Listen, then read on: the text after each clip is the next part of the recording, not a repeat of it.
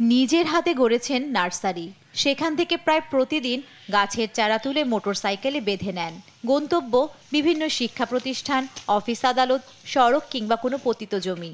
7 বছর ধরে এভাবেই গাছ রোপণ করছেন কুড়িগ্রাম সদর উপজেলার হলখানা ইউনিয়নের আরাজি পলাশবাড়ি এলাকার আনোয়ার হোসেন। সদরের টাপুরচর সরকারি প্রাথমিক বিদ্যালয়ের অফিস সহায়ক হিসেবে চাকরি করা আনোয়ার অবসর পেলেই গাছের চারা নিয়ে ছুটে যান জেলার বিভিন্ন স্থানে। এ পর্যন্ত 8,000-এরও বেশি গাছ লাগিয়েছেন তিনি। তার নিজের হাতে লাগানো আম, জাম, কাঁঠাল, বকুল, বট, সোনালু ও কৃষ্ণচূড়া সহ বিভিন্ন প্রজাতির গাছ শোভা পাচ্ছে বিভিন্ন প্রতিষ্ঠান ও সড়কের দুপাশ জুড়ে। এছাড়াও পৌর কর্তৃপক্ষ ও সড়ক বিভাগের অনুমতি নিয়ে সড়ক বিভাজনগুলোতে গড়ে তুলেছেন ফুলের বাগান। এতে বহুগুণে বেড়েছে শহরের সৌন্দর্য। বৃক্ষ ও প্রকৃতির প্রতি আনোয়ারের এমন ভালোবাসায় বৃক্ষপ্রেমী নাম দিয়েছেন স্থানীয়রা।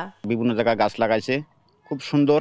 এলাকার মানে সব গাছের ফল পাড়িয়ে খায়। এই নদী সংরক্ষণের বাঁধের উপর দিয়ে এত সুন্দর করে কৃষ্ণচূড়া গাছ লাগানো হয়েছে, যার ফলে মানুষ এখানে মানে ছায়া পায়। আমরা আসি, দেখতেও অনেক সুন্দর লাগে। প্রকৃতির প্রতি গভীর টান থেকে দীর্ঘদিন ধরে গাছ রোপণ করে আসছেন আনোয়ার।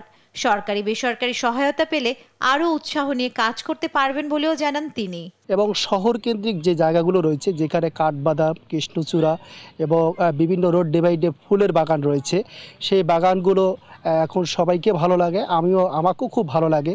তো এগুলো করতে গিয়ে আমি অর্থনৈতিকভাবে খুবই মানে সংকটে পড়ি, যার কারণে আমার চাহিদা অনুযায়ী আসলে আমি এগুলো করতে পারতেছি না।